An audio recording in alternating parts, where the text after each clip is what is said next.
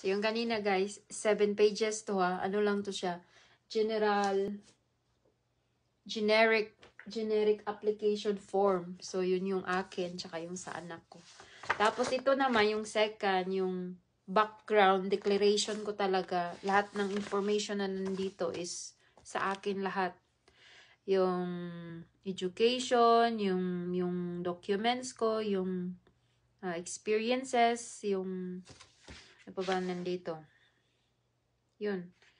Yung ilang taon akong places, countries na pinuntahan ko, na nag-travel ako, yung mga ganun. Yung mga ganun.